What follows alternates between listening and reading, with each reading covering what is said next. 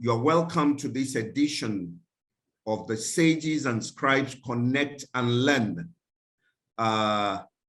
We have in our midst a very seasoned counselor who has worked in diverse areas in the counseling space. She's done family counseling, workplace counseling. Dr. Oyebode is the founder and head counselor at the Attitude Development International, an organization focused on promoting professional counseling and counseling education in Africa. As I said, one of our areas is trauma management. She's not just a counselor, she, like me, is a mediator and conciliator, a member of the Institute of Chartered Mediator and Conciliator. This morning, Dr. Oyebode will be speaking on workplace trauma. That's very common now. The contemporary workplace is sometimes referred to as the pressure cooker. We are all overscheduled, overstretched, overstressed, and overworked. And the manner of working is such that some are already burnt out, some are worn out, and communication and relationship in the workplace sometimes is not the best. So we then tend to traumatize one another. On that note, let me welcome our guest speaker, the erudite Dr. Chimi Oyebode. Thank you so much, sir. Thank you for having me. The entire house, it's a great pleasure to be with us today. And I'm sure we're going to have a good time learning and discussing, and as we may have it. So, all right, good. Good morning again, everyone. It's a great pleasure to be with us today. I'm excited. I believe you are too. And I want to assume that we all possibly at work presently, and or even if you're not at work, a workplace is relative. It could be a home, it could be an office, it could actually even be on the move. Okay, because today in particular, we're talking about the workplace and how it affects us and what it is that we can do, especially as regards our mental health in the workplace. All right, so particularly we'll be focusing on managing workplace trauma, and I would try and make this as brief as possible so that I could also take some questions before we wrap up the session this morning. The workplace. Yeah, the truth is that the workplace is no longer business as usual, particularly after the year 2020, when COVID came in and we all had to deal with different things at different points. I don't know for us across Nigeria, Africa, and everywhere that you are joining the conversation this morning, you possibly would agree with me on how the year 2020, the COVID saga, how it affected us as a people, as a nation, and then particularly the workplace. Before now, like you said, one of the core major plays of mental health and as they affect us has to do with the workplace. And so that is why I appreciate Venerable Sir again for making this conversation to take place today. I'm going to say this again, sir. Thank you so much for having me. And thank you in particular for having us discuss about the mental health in the workplace. I do not take this invite for granted at all. Thank you, sir. So, as we say, worldwide, lifestyle is changing. So many things are changing. The truth is that that is the same thing even in the workplace. When we talk about mental health, or we talk about what works or what doesn't work, then the workplace becomes one major place where we do not think it matters. But times have shown us that it does matter. We've seen people living two different lives as much as possible. So that when they're at work, they're a different person. And then when they're at home, they're a different person. But in recent times, we had seen home and workplace being merged. Okay, like I said, a good precedent is from year 2020 after the COVID experience. We've had people working from home. And so a lot of people are no longer able to even separate home and work. The work-home balance, work-life balance has been tilted. You know, before when you go to the office, maybe you resume 8 o'clock and then you close maybe 5 p.m. or you resume 9, you close 6 p.m. Depends on when you resume, averagely. Now you're told to work from home. And so possibly no more closing time. Possibly, yes, officially you close 6, but you're still on your system. So things have changed. That is the point I'm trying to drive at here. Being aware that a lot of things has changed. And if that has happened, it calls us and it brings more awareness into the impact of these changes on our mental health. A statistics done as of 2019 states that 61% of workers attest to the fact that their productivity was affected by their mental health. While we had about 37% saying to us that the work environment contributes to their symptoms. Maybe the question many of us really want to ask ourselves is, do you even really understand what mental health is or mental illnesses? And how does it play out? Do you have an idea of your own states of mind per time, whether at home or in the workplace? Or if you work from home, like many of us do now, what really is your reality as regards or your mental health? Now, let me quickly mention this to us so that we could be aware. Mental health is an holistic word, a word that describes your state of mind. Your state of mind in terms of how well you are. Mental health is very synonymous to when we talk about physical health. Now, I usually explain that man is made up of 3 things: the body, the spirit, and the soul.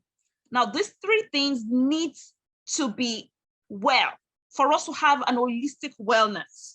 So if you're physically challenged, you likely will be considering your biology, your makeup, your body. Oh, this place aches, that place aches, you want to take medication.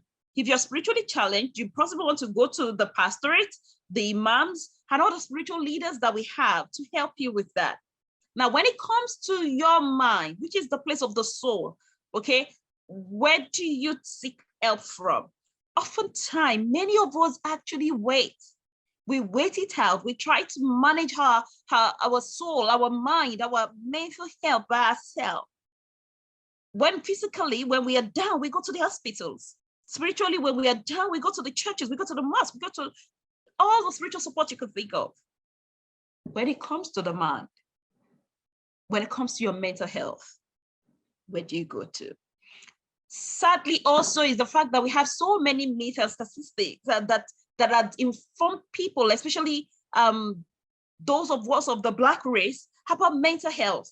There's been a lot of stigmatization when it comes to this. And so many people, unfortunately, when they hear mental health, they think mental illness.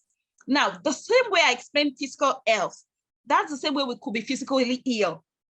Same way with mental health and mental illnesses. So mental illnesses is a state that shows that the person is struggling or is unwell when it comes to their mental state. It doesn't, so when we say mental health is a general word that should be acceptable, and mental illness is the key word that signifies that something is wrong with this person's mental state. Now, the same way we have it for physical illnesses, that we have different degrees. You could have malaria, you could have typhoid, you could have cancer. There are different things. You could have ulcer. Ulcer is totally different from typhoid. These differences, as it plays out physically, same way it plays out in our mental health. Some of us could just have some low moments, or you could have extreme stress, whatever it is, okay? It may not be the acute level. So when we talk about mental illnesses, we also talk about mild, moderate, acute, okay? And that's why many times a lot of us would have had some form of mental stress or mental illnesses, but you may not know because maybe it's even mild, okay? Or maybe you just had burnout, or maybe you just you're just tired, or you're just emotionally broken right now. You just lost someone that is precious to you, okay? You just had a heartbreak, all right? Whatever it is has an impact on your mind and taking on us into mental trauma, trauma itself. When we hear the word trauma and its symbolism, it simply means wounded, emotional wound. Today, we're talking about managing workplace trauma. And I'm giving you a lead on into this conversation, understanding that mental health is an holistic word. Mental illness is symbolic with the fact that there is a challenge with the person's mental health. And I just told you the mental illness could play out in different ways, from mild to moderate, from moderate to mild to acute, and all of even complex, okay? Depends on the situation the person finds themselves in. But why are we having this conversation today? That maybe when you begin to identify and you are able to see quickly, you will be able to allow yourself to hear whether you are at the point of moderate or it is mild, possibly before you get on into acute or complex mental illnesses. And that's why we're talking about trauma now.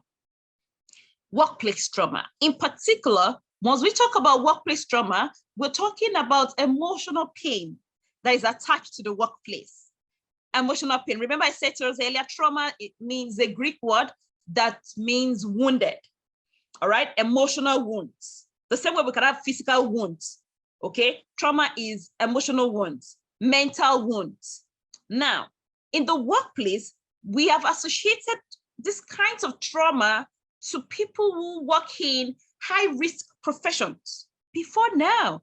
So when we talk workplace trauma, we start saying, army officers, they witness a lot of killing, they see a lot of, and then we say, they will be traumatized. Sometimes also we attach it to maybe medical personnel, okay? They say, oh my goodness, they keep seeing a lot of people dying, so they go through trauma. Oh, we attach it to people possibly in firefighting also, policing, and the rest of it. But recent research has shown us, actually, that workplace trauma, workplace emotional wounds, deep wounds, mental wounds, could also, wounds that could impact workers, okay, goes on even in low-risk jobs, not just only the high-risk one. And that's part of what we're going to be talking about right now. Now, sometimes what causes this? How do we, what could lead on to this emotional wound in the workplace? Okay, one of it could be the death of a coworker or your client, suicide. Okay, when you have a colleague who committed suicide or a client who died, even of particularly the death that comes sudden. Okay, it could give you some emotional pain, emotional wound. Witnessing an accident can also be a cause of workplace trauma. Some times ago, I was asked to come into, I did a couple of sessions, of therapy sessions for hairline staffs. Okay, hairline staffs, because they had this scenario in particular, this particular hairline, they had a scenario whereby one of their plane was on air and then they had serious turbulence and they almost thought it would crash. Now, amazing point to note in this workplace is that the people on ground, the staff of this airline that were not in the plane, were hugely traumatized. because of the period where they were waiting to know what would befall the fate of their colleagues that were on here, you know, and just that experience alone, even though at the end of the day, the plane was landed safely, their colleagues came down safe, it was amazing the level of impact that averted accident, because it never actually became an accident, how much impact it had on their mental health. In fact, when I was invited in and I began to engage with the staffs, the individuals from the pilots, all of that were hugely impacted by the news of an accident, not even the event itself. Recently, a colleague of mine shared about when some officers had to look for their colleagues because he didn't come to work, and then they just learned that he was dead. How it so much impacted them, even going back to the office.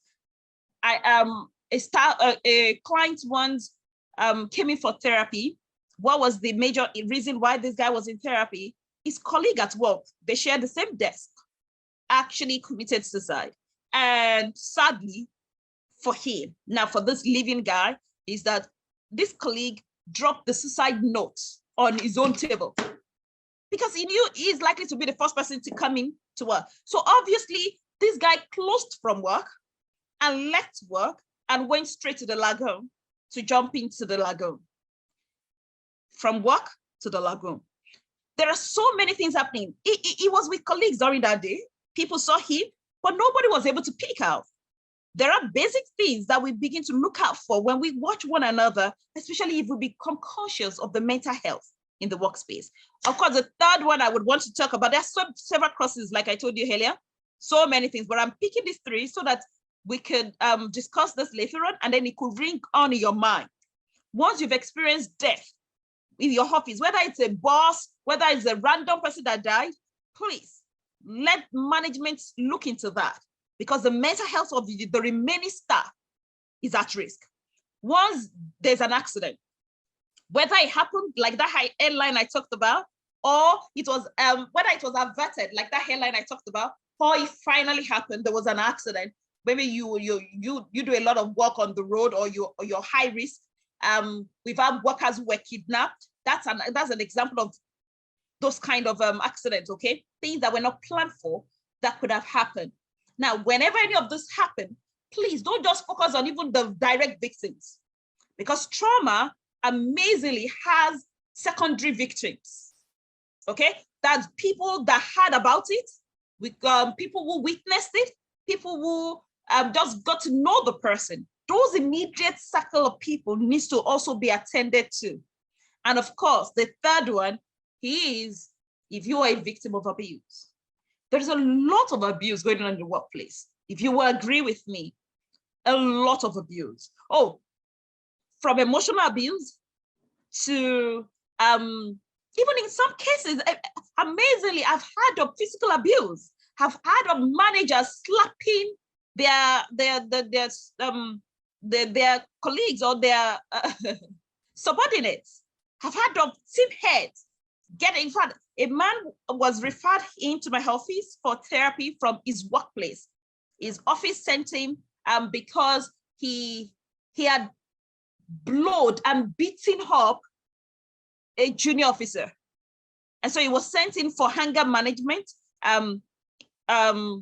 sessions with me. You know, it's abuse comes in various ways. So it's not just emotional. Emotional might be more profound because, oh, someone is not giving you work to do, someone is ignoring you, someone is overloading you with so much work, you know, things you cannot really pinpoint or say, oh yes, this is what this person is doing to me. But you and this person knows that this person is emotionally abusing you, okay? Taking your time that you're supposed to be off work, you know, taking advantage of that, you know. Another form of abuse in the workplace that is also commonly sexual. Okay, I've had to work with several organizations also dealing with sexual abuse in the workplace. All right. Sexual abuse in the workplace is a major cause of workplace trauma. If you were in the news in the recent time, you would hear about a lady in China that was recently sentenced to death because she works in the hospital. And then she had this medical doctor. She was probably a nurse. And then she had this doctor who had high on her, and he had invited her over and then raped her. They actually raped her. The first encounter they had was a rape. And afterwards, so that she wouldn't report or complain, the guy compensated her with, I think,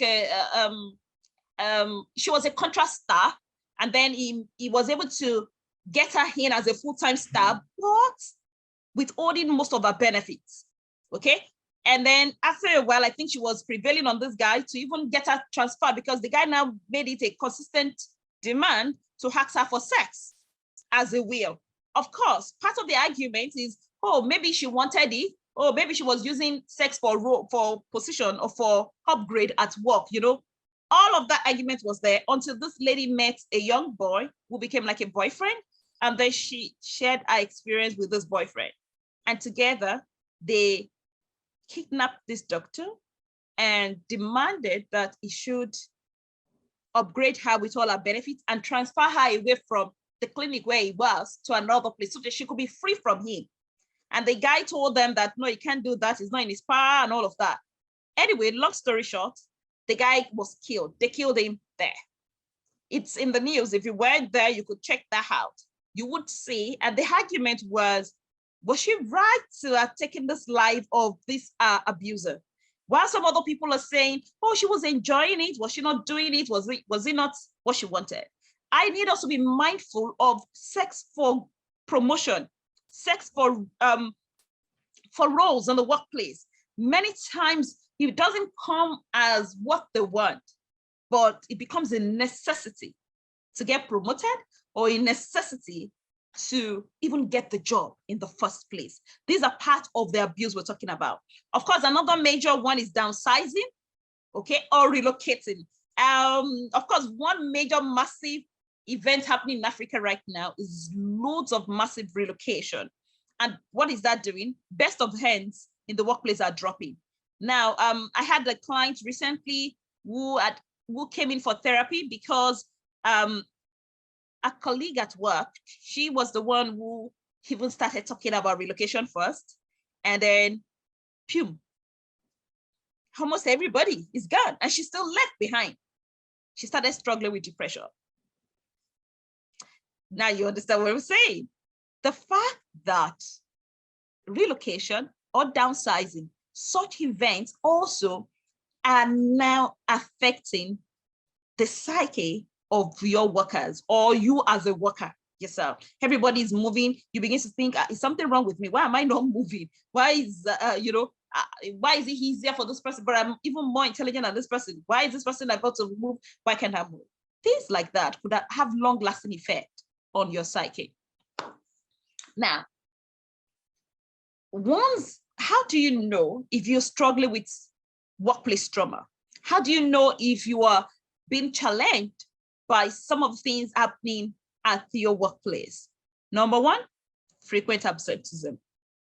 Once a worker or yourself, you're struggling to come into work, you just have a lot of heaviness and you just don't want to go, you just feel so, the person is just, today I'm sick, tomorrow I call in sick.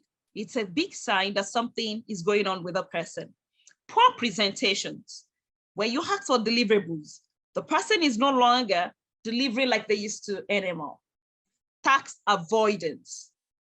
You give one role and assignment, the person asks you to give it to somebody else. Well, can I be excused? Can someone else do it? Those are things to let you know some things could be wrong. There is also employee conflict. You realize that between 2, 3, 4 people, there seems to be a lot of rancor. Or there is what we call lack of team bonding.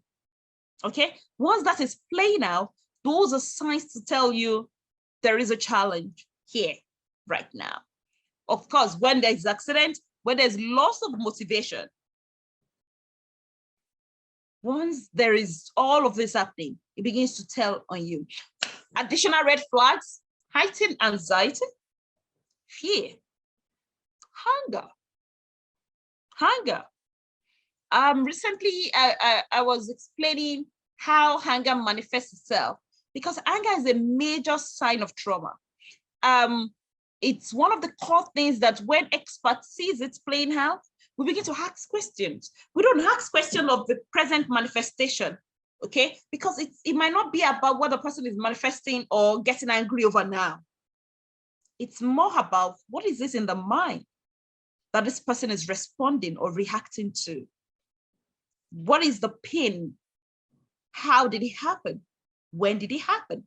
These are foundational things that when we deal with into trauma, we begin to explore the cause of the pain and then how it's affecting the person now. Oh yes, when you're having rising levels of uncooperativeness, or there's a lot of forgetfulness, and all as the case may be. Once that is playing out, you might want to check out for here.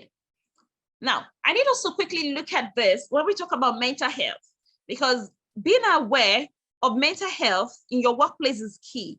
And if you're able to identify some of those things, you could help better. Once you are having a high level of hopelessness, you're having, of course, because if you could see my screen, you will see the word there. Myself and some colleagues began to give a title to this behaviors now that we're seeing in the workplace, okay? But basically, it's also understanding that there is a new norm. And one of this new norm is settling up in the place of major feeling of hopelessness. This hopelessness, of course, we cannot take it away from the event of COVID. I think COVID came with this overwhelming feeling of, I don't know what to expect. Many got back to work after COVID and their work was no longer relevant. You know, they've probably been technology has taken events. They needed to let them go.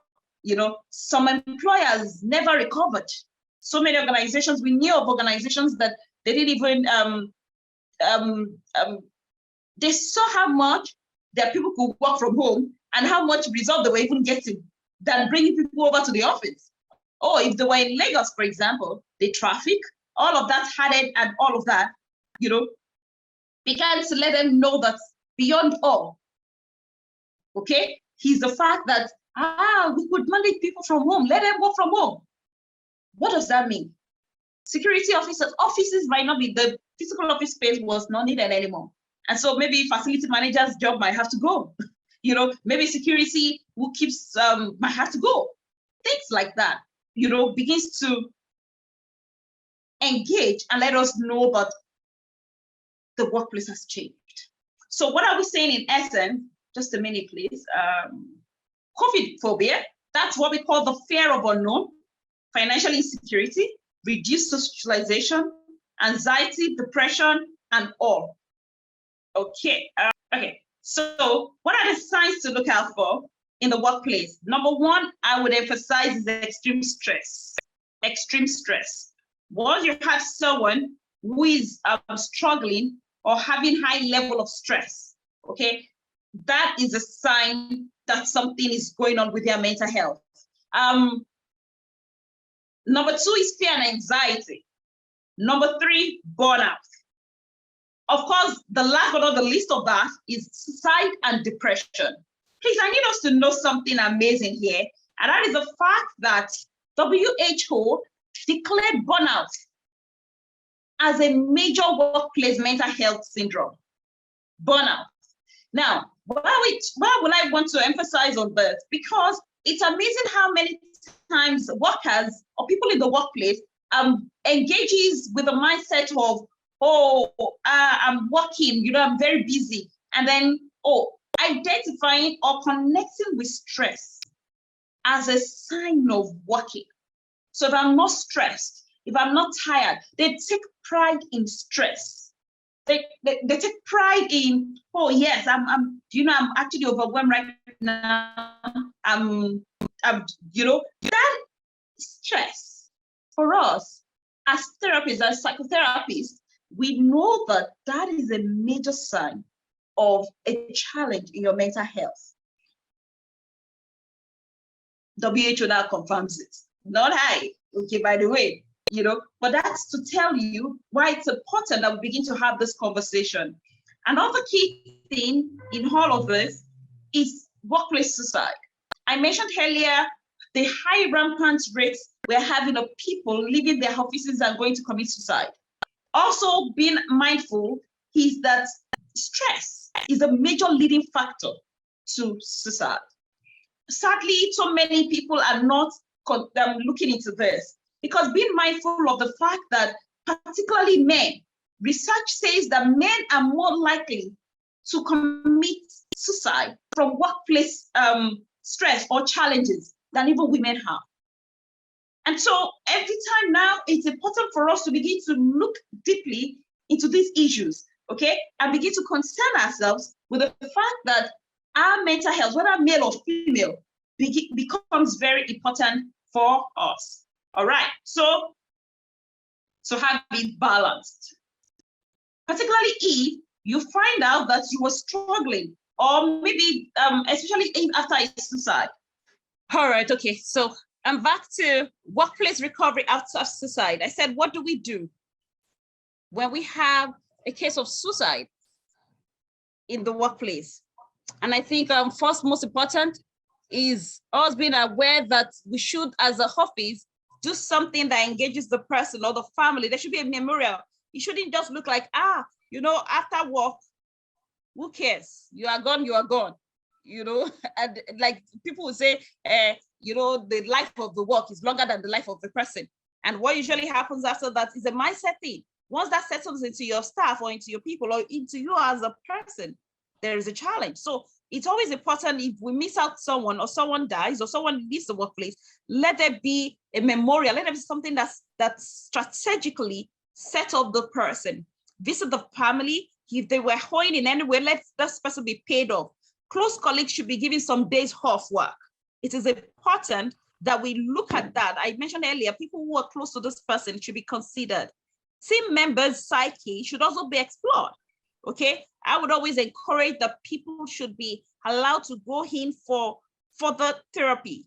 Okay, even if it's possible, you could bring in mental experts into your organizations and have the support system there, particularly in group therapy. We're involved in a lot of group therapy, first responders, many of such people, periodic therapy.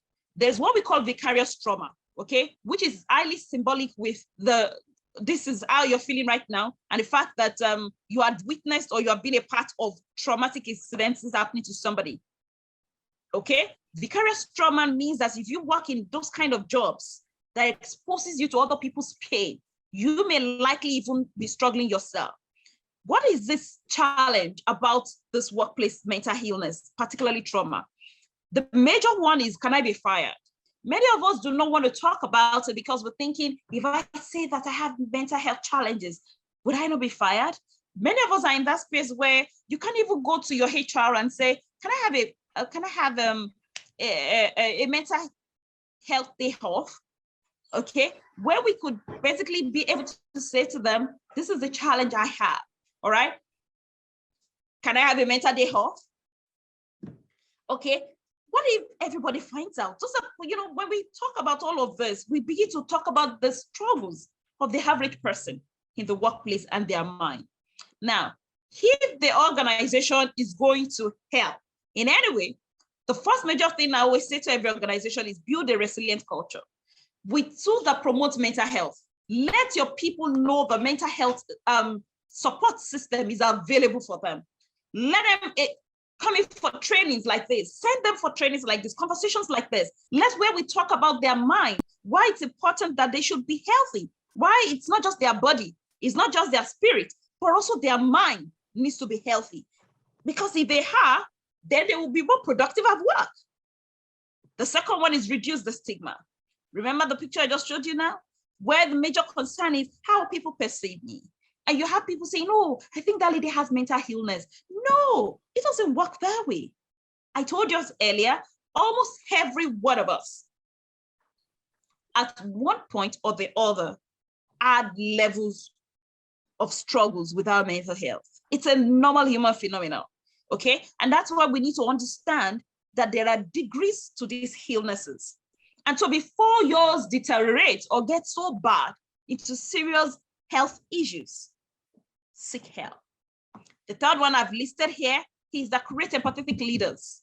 If the workplace can begin to have bosses, people who do not shy away from expressing their own mental struggles, okay, where we could talk about it, where you could share experiences, where you could say, oh, you know what, the other day when my father died, I had the mental breakdown. Oh, the other day, one good example I'm quick to always give in this context is when people have to, when a man has to come to work and he just fought with his wife at home, or the children are asking him for money and he just literally just had a very bad day at home and he's coming to work. And we expect him to be productive and we expect him to get to work and he won't be screaming at his secretary or colleagues or a woman who just had it bad.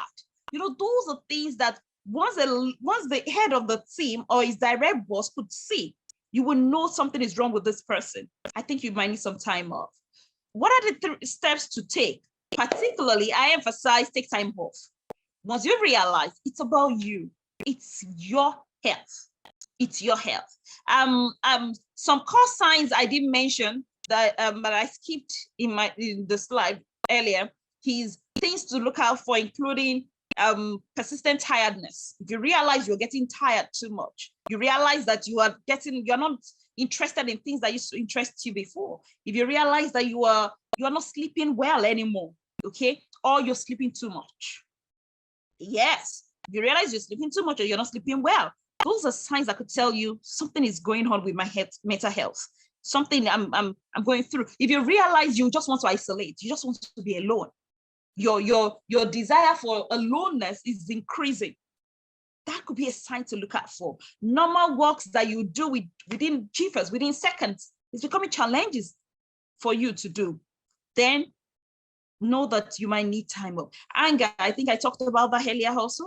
Once you realize you get hungry, every small thing now, you are snappy, you are cranky, those could be signs. And once that is happening to you, please take time off.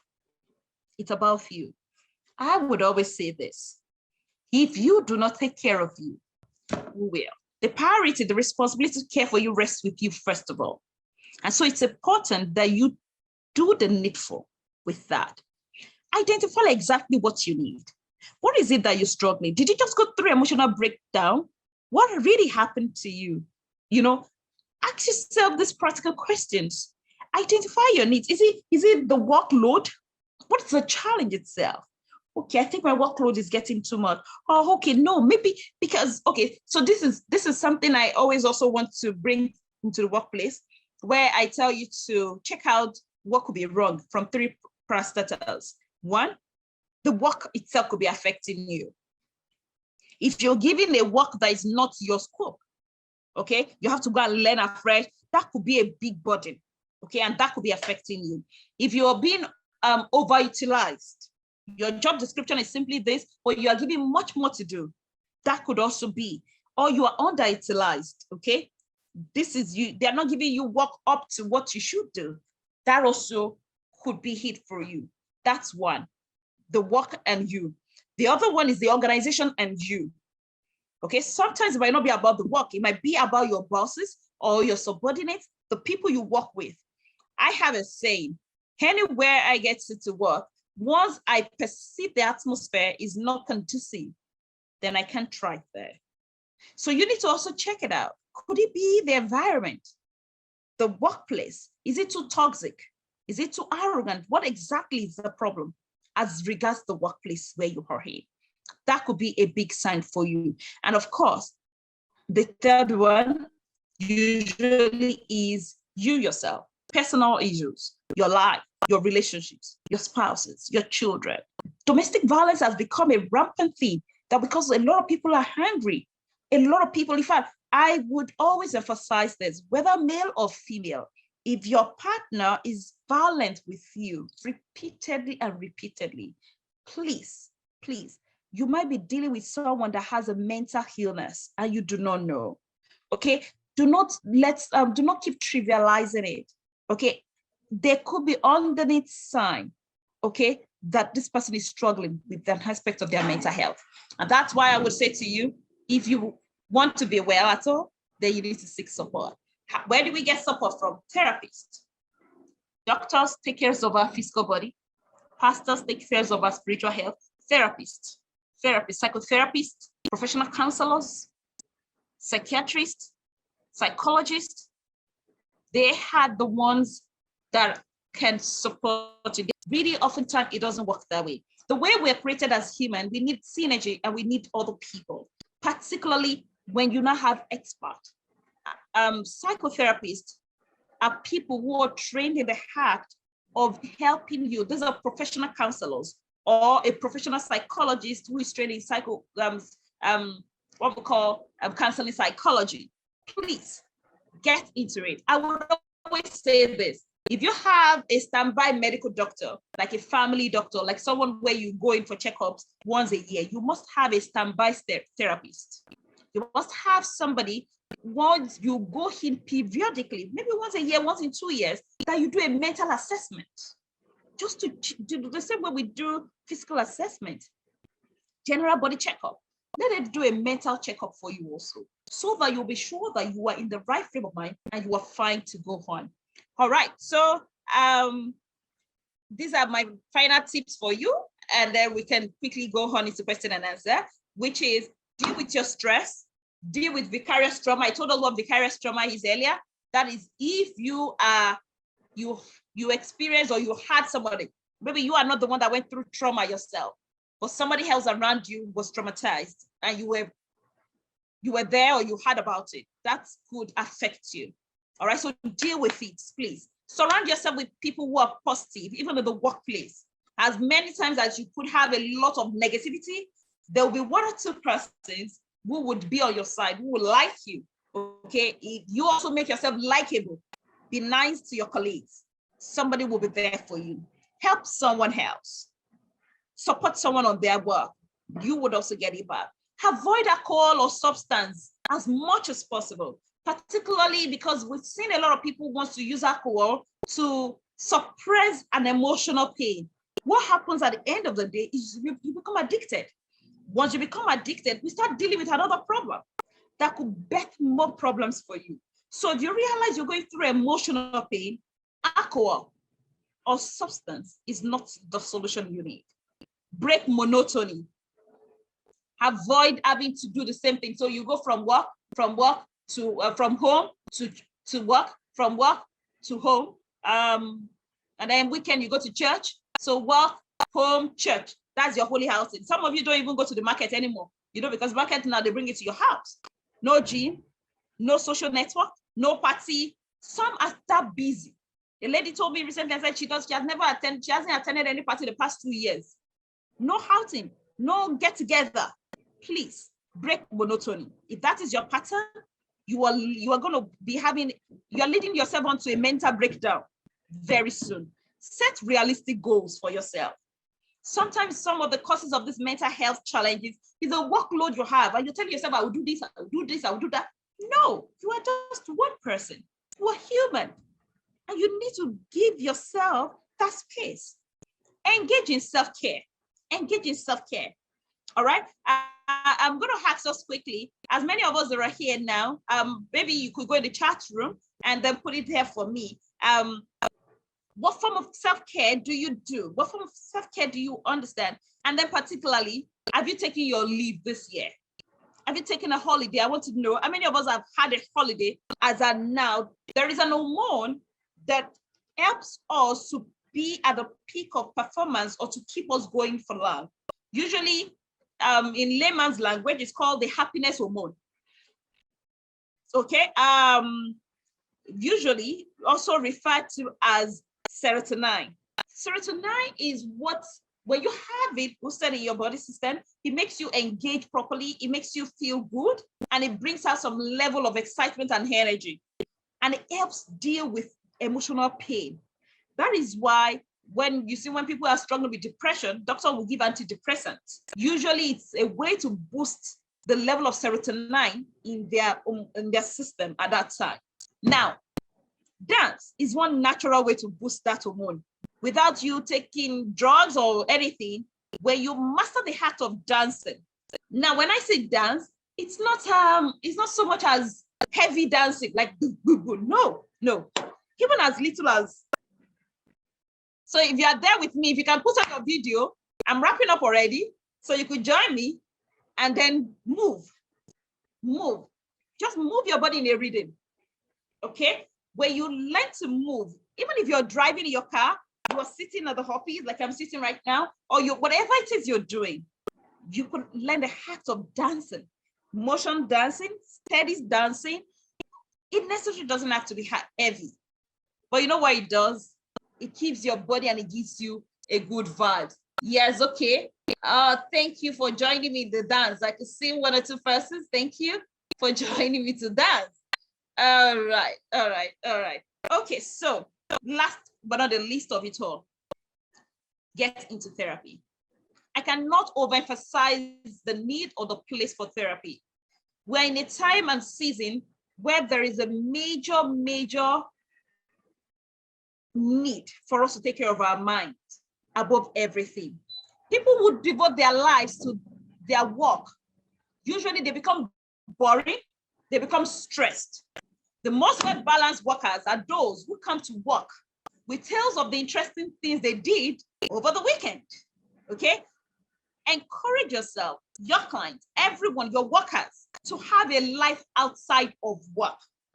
Not all of us can be highly successful at work, because becoming successful outside work will give you a greater sense of worth.